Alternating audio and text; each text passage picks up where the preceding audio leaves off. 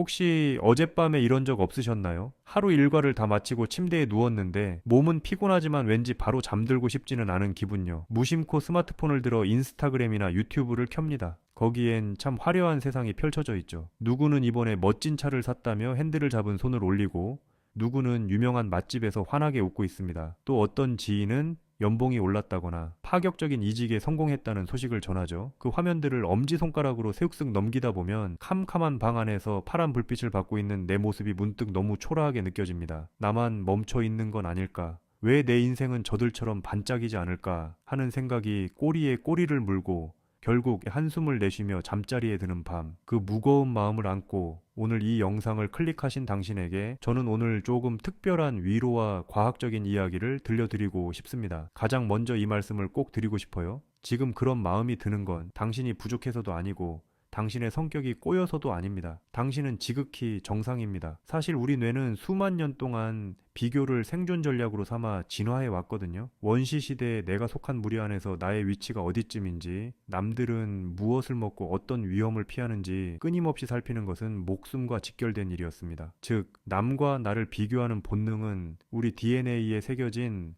생존 모드인 셈이죠. 다만 문제는 우리 조상들은 기껏해야 수십 명의 부족권과 자신을 비교하면 됐지만 지금의 우리는 스마트폰 하나로 전 세계 수억 명의 가장 잘 나가는 순간과 자신을 실시간으로 비교하게 되었다는 점입니다. 그러니 마음이 버거운 건 당연합니다. 당신의 뇌는 지금 과부하가 걸린 상태일 뿐이에요. 당신 잘못이 아닙니다. 왜 유독 SNS를 볼 때 더 불행해질까요? 여기에는 심리학에서 말하는 사회적 비교 이론과 뇌과학적 원리가 숨어 있습니다. 우리 뇌에는 타인의 감정이나 상황을 거울처럼 비춰보는 거울 뉴런이 있습니다. 그런데 문제는 우리가 타인의 결과물은 보지만 그 이면의 과정은 보지 못한다는 데 있습니다. 상대방이 올린 사진 한 장은 수백 번의 셔터질 끝에 얻어낸 찰나이고 보정 앱으로 매만진 편집된 진실입니다. 반면 우리는 나의 모든 구질구질한 과정, 아침에 퉁퉁 부은 얼굴, 업무 실수를 하고 자책하는 순간까지 24시간 내내 지켜봅니다. 즉, 타인의 하이라이트 릴과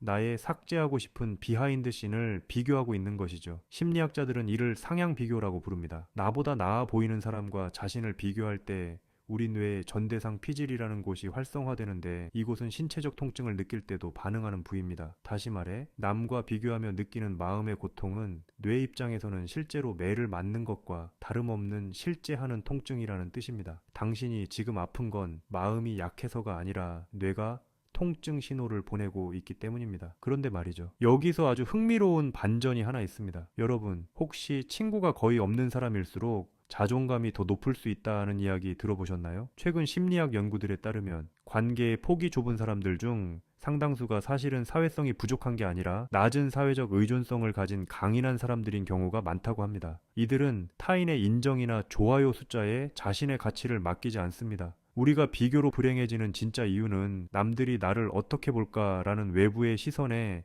지나치게 에너지를 쓰고 있기 때문일지도 모릅니다. 만약 우리가 타인의 시선이라는 안경을 벗어던지고 오직 나만의 기준으로 세상을 보기 시작한다면 어떤 일이 벌어질까요? 우리는 흔히 비교하는 마음을 나쁜 습관이라며 고치려 애씁니다. 하지만 관점을 조금만 바꿔볼까요? 사실 비교하는 마음은 당신을 괴롭히려고 생긴 게 아니라 사실은 당신을 안전하게 지키려고 생겨난 마음입니다. 나만 뒤처지면 어떡하지? 라는 불안은 사실 나는 공동체 안에서 안전하게 사랑받으며 살고 싶어 라는 본능적인 욕구의 외침입니다. 당신의 뇌는 혹시라도 당신이 무리해서 소외되어 위험해질까봐 끊임없이 주변을 살피며 경고등을 켜고 있었던 거예요. 그러니 이제 비교하는 마음이 들 때 난 왜 이 모양일까 라고 자책하지 마세요. 대신 내 마음에게 이렇게 말해주는 겁니다. 아, 네가 내가 소외될까봐 걱정해주는구나. 나를 지켜주려고 애쓰고 있네. 고마워. 하지만 지금은 그렇게까지 불안해하지 않아도 괜찮아. 비교라는 에너지를 공격이 아닌 방어의 관점에서 바라보기 시작할 때 우리는 비로소 그 에너지를 나를 성장시키는 마음 근육으로 바꿀 수 있습니다. 이 사실을 깨닫는 순간